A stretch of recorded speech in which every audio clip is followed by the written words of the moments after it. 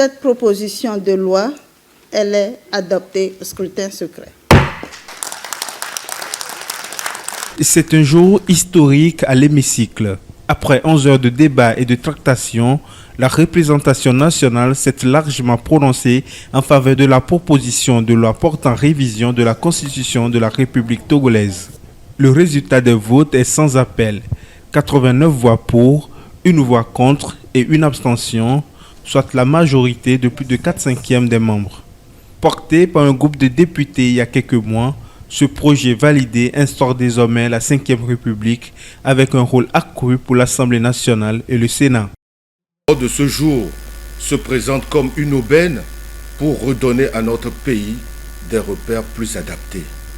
La présente loi de révision constitutionnelle induira le passage de notre pays à une Ve République avec une nouvelle image de la vie politique nationale au sein de laquelle l'Assemblée nationale et le Sénat jouent un rôle très important.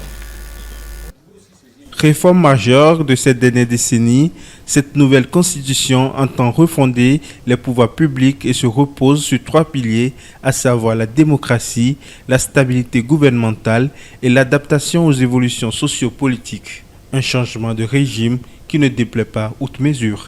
C'est un jour mémorable pour tout le Togo. Ce qu'ils sont en train de créer, c'est demain. Ils vont remercier cette assemblée d'avoir opéré ce changement de régime, parce que le régime parlementaire est l'un des régimes les plus stables. Nous avons fait des pays où nous avons vécu l'expérience d'une démocratie parlementaire. C'est le modèle qui sied le plus à nos différends, à nos problèmes et au tard que nous avons vécu depuis les années 90 avec l'adoption d'un régime, des fois dans certains pays qui est un régime présidentiel, dans d'autres semi-présidentiel, où les rôles n'étaient pas clairement définis. Tenant en compte la trajectoire historique du pays et de son ambition, cette nouvelle constitution veut positionner le Togo comme un pôle de croissance, de paix, de dialogue et de stabilité en Afrique.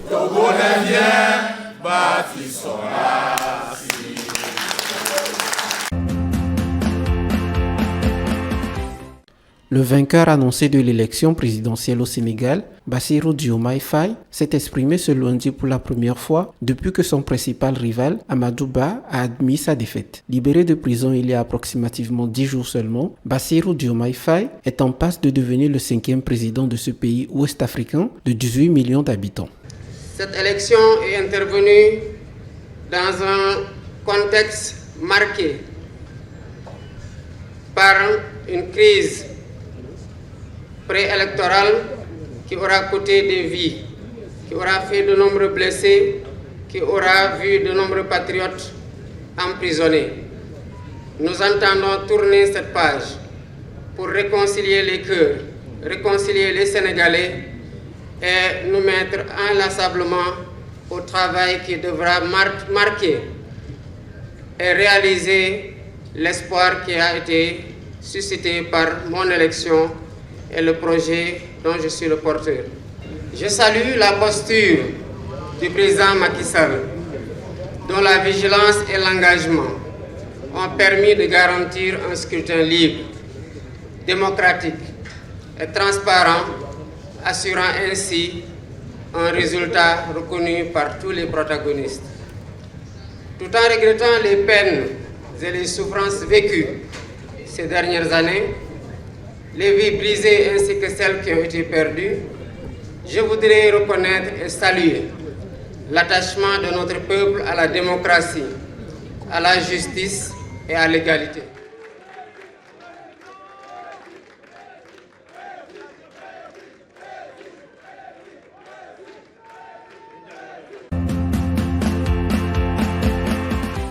Atmosphère d'une journée ordinaire ce lundi au port autonome de Lomé. L'intégralité des opérations portuaires reste imperturbable, malgré l'incendie déclenché 2 jours plus tôt. Pas de quoi s'alarmer, le sinistre n'a touché qu'un magasin isolé où sont stockées des marchandises saisies par la douane portuaire. Des boissons avariées aux frelatés, mais également des produits cosmétiques exportés sans autorisation, quasiment tous, en attente d'être détruits, sont partiellement calcinés dans l'incendie qui s'est déclenché dans la nuit du 23 mars 2024 aux alentours de 18h heure locale. Selon les informations fournies par le colonel Pigandelewe Akaya, directeur des opérations douanières de Lomé Port, le feu a été maîtrisé après seulement 2 heures grâce à la spontanéité des services sécuritaires portuaires qui ont dépêché leurs sapeurs-pompiers et ceux de la ville sur les lieux. L'intervention efficace des secours a permis de contenir le feu et d'empêcher l'incendie de faire des dégâts considérables. Avec 0 victime, ce sinistre n'a eu aucun impact sur l'ensemble des activités au port autonome de Lomé. Les autorités portuaires révèlent une visite du procureur de la République et l'ouverture d'une enquête pour déceler les origines de l'incendie, excluant déjà la piste d'un acte criminel. 4e port à conteneurs en Afrique et première plateforme de transbordement des marchandises containerisées d'Afrique de l'Ouest, le port autonome de Lomé constitue la majeure partie de la zone maritime togolaise, qui contribue à hauteur de 50% au PIB du Togo, représentant près de 75% des recettes fiscales du pays.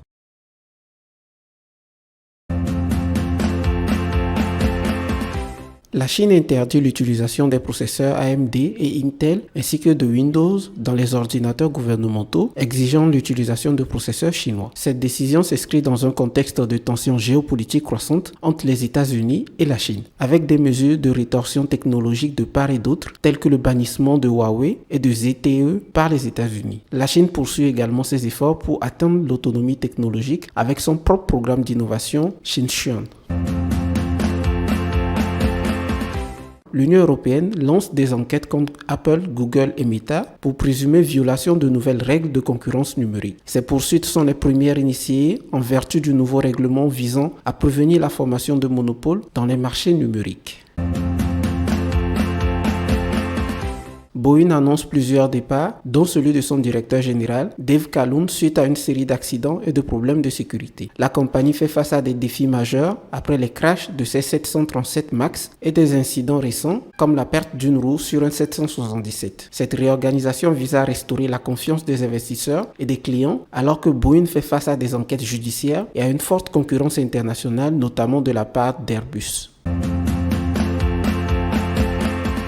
L'Éthiopie devient une terre d'accueil prisée pour les mineurs de Bitcoin chinois, confrontés à des réglementations strictes et des coûts énergétiques élevés dans leur pays. Grâce à l'abondance de son approvisionnement en électricité, notamment avec la mise en service du grand barrage de la Renaissance éthiopienne, le pays offre des tarifs d'électricité compétitifs. Cette attractivité est renforcée par les relations étroites entre l'Éthiopie et la Chine, avec la majorité des contrats de fourniture d'électricité conclus avec des entreprises chinoises. Bien que l'Éthiopie interdise toujours les échanges de crypto-monnaies, elle accueille favorablement le minage de Bitcoin, témoignant d'une alliance complexe influencée par les investissements chinois massifs dans le pays.